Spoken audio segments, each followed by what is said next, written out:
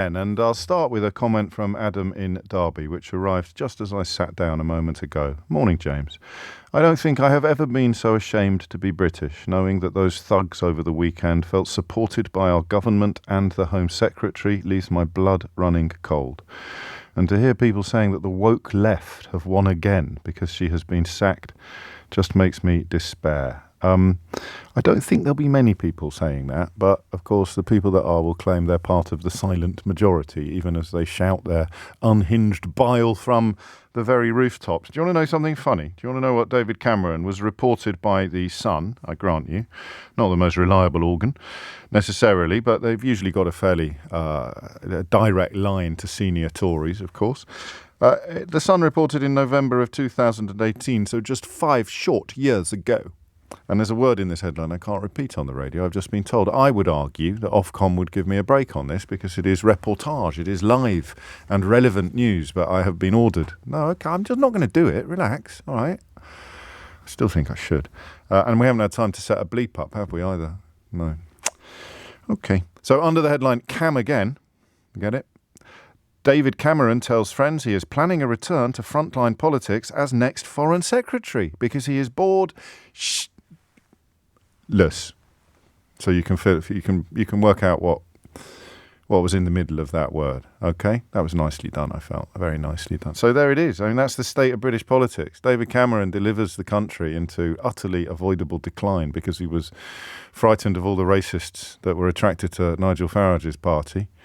Fails to fight a decent campaign in order to stop the madness of becoming the first population in history to vote to impose economic sanctions on itself, leaves the door wide open, despite Theresa May's best efforts to keep the madness at bay for absolutely unsuitable characters like Boris Johnson and Dominic Cummings to storm into Downing Street, the inevitable disaster that followed, leaving the door open for an arguably even bigger disaster called Liz Truss, and then up pops Rishi Sunak to reappoint the most disgusting holder of high office that this country has arguably ever seen, in the person of Suella Braverman, sacked now in just over a year from the same job twice. And what happens? David Cameron comes back as Foreign Secretary because, in his own words, according to the newspaper whose boss at the time wrote to David Cameron saying, I can't wait to start working together, the newspaper that has a fairly direct line to David Cameron reports that he wants to become back as Foreign Secretary because he's bored less. And that's Britain. If only someone had written a book about how it got so badly broken. Oh, they have. And it's currently number 4 in the Sunday Times non-fiction bestseller chart. So thank you very much for that. And I am going to mention it this morning, not to boast anymore. I've got the boasting out of the way because I do 2 things in my new book, How They Broke Britain. I use Suella Braverman and Dominic Raab as examples of how supremely unfit candidates can rise to the highest office in the land in this country now, despite the fact that anybody paying attention knows that they are guaranteed to depart in disgrace. How did I know that? Well, Raab already has. And Braverman has already departed in disgrace once. I didn't foresee, I grant you, that she'd probably depart in disgrace twice in the week that the book came out. There's also a chapter on David Cameron, which explains how his arrogance, complacency and sense of entitlement combined to create somebody who thought that he could undo the unravelable knot of the Conservative Party and Europe just by using his supposed charm and his self-identified attributes and skills. But of course he operates in a system where nobody ever turns around and says to him, I think a very, very long period of silence from you, Mr. Cameron, might be for the best. He sits there, blathering around in his caravan, writing his ludicrous memoirs, his exculpatory memoirs, trying to do deals on behalf of companies during the PPE crisis, and now pops up as Foreign Secretary. Because why wouldn't he? Why? Just because I've presided over utter disaster. Look at the pivot point in UK politics that David Cameron represents. All right, so it goes Major, Blair, Brown. Statesmen all, right? You might not like them, but you can't argue with the fact that when they stood next to other world leaders on the world stage, we didn't look ridiculous. And then Cameron comes in. Think of him as the fulcrum. That's the right word, isn't it? I remember it from GCSE physics. The sort of triangular-shaped thing upon which a seesaw sits. So Cameron is the fulcrum. So you go Major. In fact, she's no longer with us, which is why she wasn't in the photographs at the weekend, but you can easily extend to Thatcher as well. So Thatcher, Major, Blair, Brown, right? Then along comes Davy Cameron. And what do we get after that? May, okay, a holding pattern perhaps, but still pretty disastrous by most obvious measures. May, Johnson, Truss, Sunak. Look at that. That's Britain.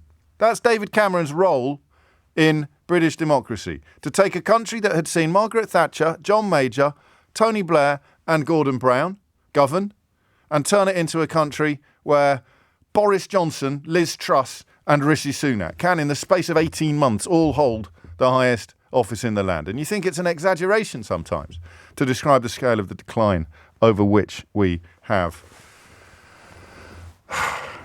surveilled. So what are we going to do? What are we going to do this morning? I think we'll look first at Suella Braverman, and we'll look at the frankly astonishing gamble that she took with our country's security this weekend by siding with far-right thugs against the Metropolitan Police. And this is my analysis, which you are welcome to question, challenge, or completely reject. You're also free, of course, to agree with it. She wanted a race riot. She wanted to see serious violence between far-right thugs and Palestinian protesters.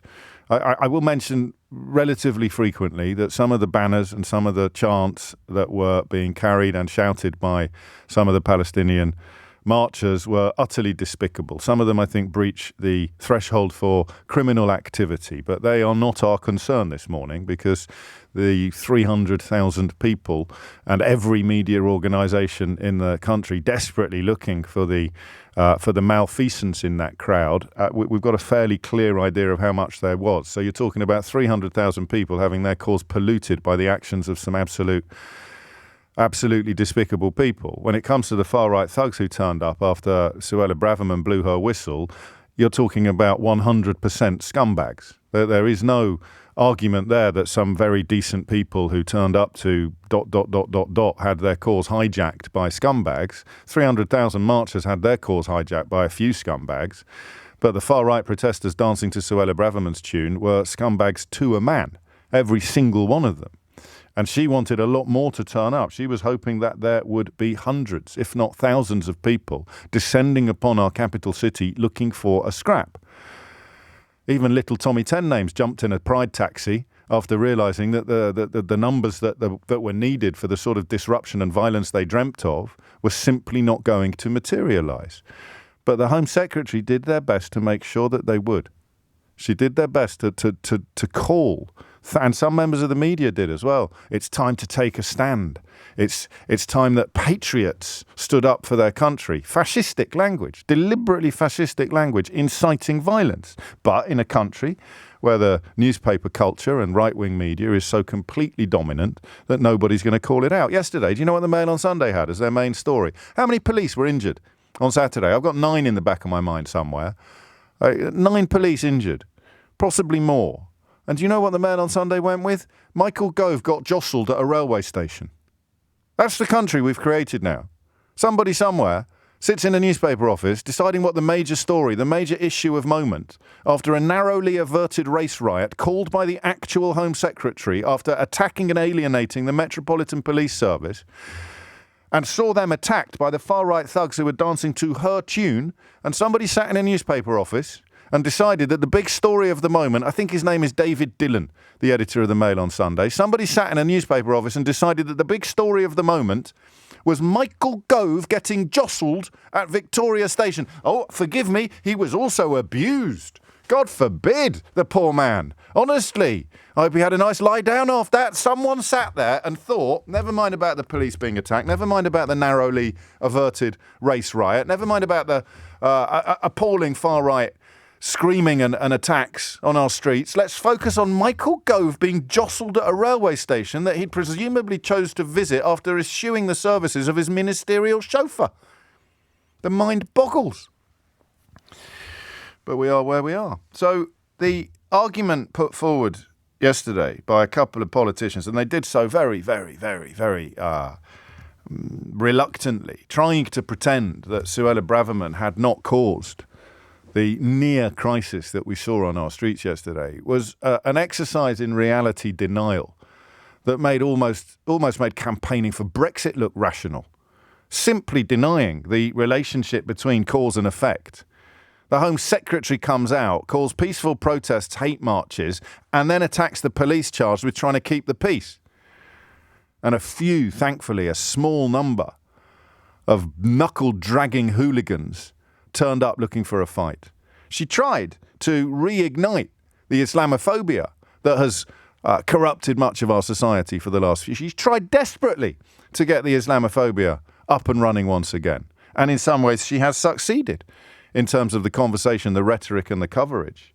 But the massive, massive majority of people marching this weekend resisted any temptation, if indeed there was, to meet hate with hate, to actually deliver the riot that they dreamt of. You remember that the Daily Mail actually, you might think I'm exaggerating. My curse is that I have to pay attention to this stuff more than is healthy. The Daily Mail actually carried the headline, "Pray there is not a riot at the Cenotaph," when they were clearly praying that there would be. Just as Suella Braverman was desperately hoping for way more violence than we saw this weekend. I'll tell you, and I don't do this very often, particularly in recent years, thank God for the Metropolitan Police. Mark Rowley not only standing up to a morally corrupt and deeply dangerous Home Secretary, insisting on the sustaining of policing by consent, recognising what his role is and refusing to become a political tool for the fevered ambitions of the ridiculous Home Secretary, but also somehow managing to deliver to his men and women, to his force, the confidence that they policed with his full support as they sought to keep the peace that the Home Secretary herself desperately wanted to see breached. Think about that, please, for a minute. The Home Secretary wanted a riot. Editors of national newspapers, columnists and commentators desperately wanted pray there is not a riot at the Cenotaph, they wrote, while licking their lips at the prospect. Because the Conservative Party in its current iteration is so completely broken, and the country has been so completely screwed by almost a decade and a half of their incompetence and arrogance, that the only chance they've got of hanging on to any vestiges of power is by creating a country so febrile and so hate-filled and so divided that they might just be able to ride the crest of a culture war wave to some sort of narrow victory in an election where Suella Braverman would have been the leader of the Tory party. So do not let anybody dissuade you from the full understanding of how awful everything is and how close we came to a major catastrophe. Well, people in my profession either sort of mildly cheered it on, loudly cheered it on, or sat on their hands, or still, because they're the same people that brought you Brexit, that brought you David Cameron, that brought you Boris Johnson, that brought you Liz Truss, that brought you Rishi Sunak. They still don't understand what they're talking about, but they get paid fat chunks of money to write articles and make pronouncements designed to convey the idea that they understand what's going on in this country. You understand what's going on in this country. And what is going on in this country is the sight this weekend of a Home Secretary trying to incite a race riot. And thank God she failed. 0345 6060 973 is the number you need. It's a little bit arrogant of me to suggest that we should dedicate the first hour of a programme exclusively to analysing my own reading of the situation yesterday, but I'll broaden it out. What happened this weekend? 0345 6060 973, and I'm referring specifically to three things. Number one, the police today are certain that the attacks upon them were, in many ways, spawned, incited, caused by the words of the Home Secretary. How have we ended up in a country where people who go to work every morning knowing that that could be their last day on this planet? I know that applies to all of us, but you understand the pertinence of that point when we're talking about police. You wave goodbye to your policewoman wife or your policeman husband or your policeman dad, and you know they could die in the line of duty. And today we live in a country where they are adamant that the people who violently attacked them on Saturday were doing the Home Secretary's bidding. They were responding to the Home Secretary's rhetoric. I think for today at least, I'm not going to let you call them liars. Largely because they're not, and also because of the risks they take on all of our behalves. So how did that happen? How did we end up in a place where a Home Secretary can effectively seek to incite a race riot, where the police feel that the people attacking them are doing the bidding of one of the holders of the great offices of state? Actually, that's the question, isn't it? I've given you the what of it. I've told you what happened. I want you to tell me why. Why did this happen?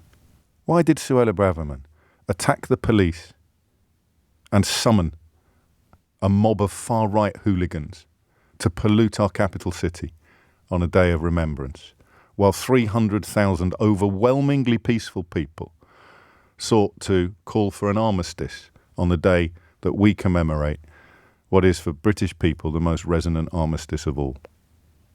How did that happen? And crucially, I think, how did we let it happen?